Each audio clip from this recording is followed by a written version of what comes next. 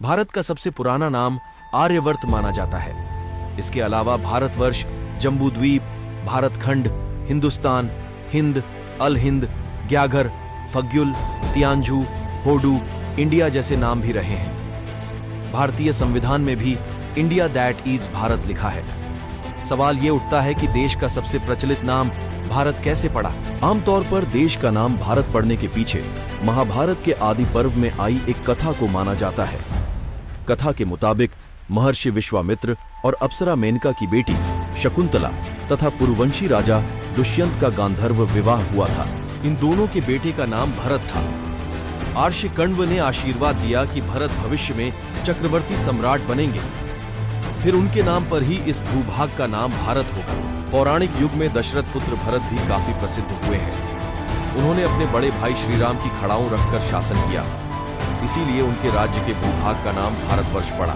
यजुर्वेद और जैन ग्रंथों में भारतवर्ष का है जिक्र विष्णु पुराण, वायु पुराण, लिंग पुराण, ब्रह्मांड पुराण, अग्नि पुराण और मार्कंडेय पुराण में भी इनका उल्लेख है। कहा जाता है कि इस मंत्र में एक जगह जम्बूद्वीपे भरतखंडे भारतवर्षे आता है।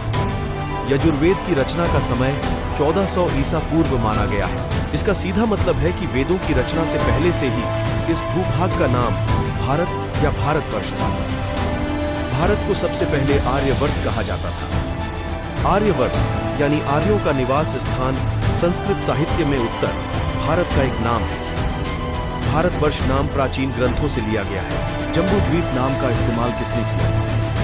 जामुन फल को संस्कृत में जम्बू कहा जाता है। आज के भारत में किसी समय जामुन के पेड़ों की बहुलता थी, इसी कारण इसे जम्बूद्वीप कहा गया। जम्बूद्वीप नाम का इस्तेमाल प्राचीन शास्त्रों में भारत शब्द के प्रचलन में आने से पहले किया गया था। भारत के लिए अंग्रेजी शब्द इंडिया की शुरुआत से पहले कई दक्षिण पूर्व एशियाई देशों में जम्बूद्वीप भारत के लिए ऐतिहासिक शब्द था।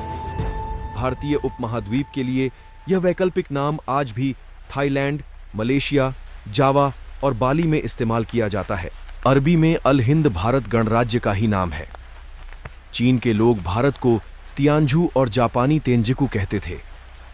हिब्रू में भारत को होडू भी कहा जाता था। इंडिया नाम 7वीं शताब्दी में प्राचीन यूनान के लोगों को फारसियों के जरिए हिंद की जानकारी मिली।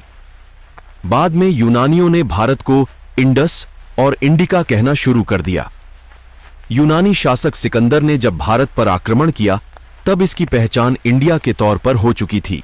इतिहासकारों का कहना है कि 16वीं शताब्दी तक हिंदुस्तान और भारत नाम सबसे ज्यादा इस्तेमाल किया जाते थे।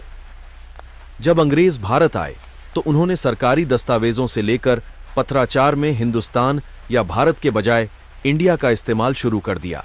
ब्रिटिश शासकों की गुलामी और फिर दास्ता से आजादी के बाद आज तक भारत का अंग्रेजी नाम इंडिया ही इस्तेमाल किया जाता है।